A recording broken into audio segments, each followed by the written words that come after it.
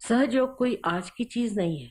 हजारों वर्षों से सहज, सह माने आपके साथ और जो माने जन्मा हुआ, ये योग का साधन आपके साथ जन्मा हुआ है। माने जैसे एक जीवंत क्रिया है। ये एक जीवंत क्रिया है, जीवंत शक्ति है जो हमारे अंदर कार्यान्वित है। अब हमें कहा जाता है कि हम अमीबा से इंसान बन गए। तो कैसे बने, किस तरह से बने, किसने बनाया? हमें तो कुछ पता नहीं किस तरह से बन गए। सहज बने। जो एक आप बीज जमीन के अंदर लगा देते हैं, उसमें जो अंकुर आता है वो सहज है। उसमें आप कुछ कर नहीं सकते, वो सहज है क्योंकि एक जीवंत क्रिया है। जितनी भी जीवंत क्रिया है वो सहज है। हमारा श्वासोच्छ्वास लेना भी एक सहज क्रिया है। अगर हमें श्वासोच्छ्वास लेने के लिए किताबें पढ़नी पड़े और या तो किसी से सीखना पड़े तो न जाने कितने लोग जी सकेंगे। इसी प्रकार कुंडलिनी की भी जो शक्ति है वो भी सहज में ही जागृत होती है। ये शक्ति अंदर हमारे अंदर निहित है, हमारे त्रिकोणाकार अस्थि में, और उसे हम मूलाधार कहते हैं। माने वो हमारे मूल जो कि कुंडलिनी है उसका आधार है।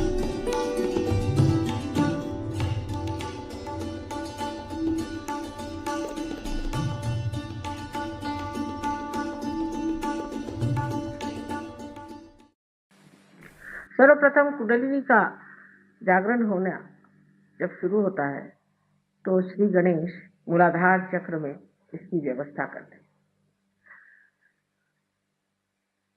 जिस मनुष्य के अंदर श्री गणेश की शक्ति बलवत्तर है उसकी कुंडलिनी बहुत जल्दी ऊपर चढ़ती है और वहीं तितिक्षा में रहती है। जैसे कि छोटे बच्चे हैं जिनके दिमाग में और कोई बातें नहीं, जिनके हृदय में और कोई किलमिश नहीं है, जिनके बातचीत में कोई कठोरता नहीं है, ऐसे अबोध बच्चों को कुंडलिनी का जागरण बहुत लाभदायक होता है। और ऐसे लाभप्रद चीज को पाने के बाद ये बच्चे दुनिया के बहुत सी गंदी चीजों से अपने आप अछूते हो जाते। वो गलत रास्ते पे जा ही नहीं सकते। वो अपने को दुख देने वाली या समाज को दुख देने वाली कोई सी भी क्रिया कर ही नहीं सकते। उनका उधर मन ही नहीं जाता। वो सबके प्रति अत्यंत विनम्र और आदर युक्त होते हैं।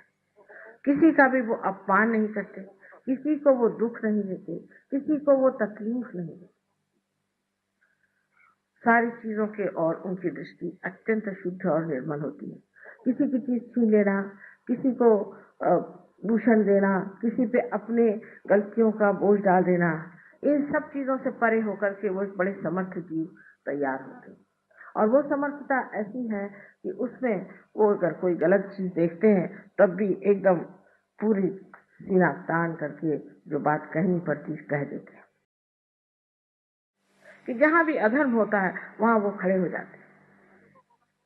ये तो गणेश तत्व में जब आप भी जागते हैं तो आप भी एक बालक जैसे हो जाते हैं। ईसा मसीह ने कहा था कि परमात्मा के साम्राज्य में आने के लिए आपको बालक जैसे होना है। अबोधता, सारी चालाकी, होशियारी, ये सब एक क्षण में ही विलीन हो जाती। तभी कुंडलिनी जागृत होती जब आपके अंदर गणेश जागृत होते हैं। और गणेश जागृत होकर के अपनी माँ की लज्जा रक्षा करते हैं और तब कुंडलिनी उनके आदेश से ही जागृत हो जाती है।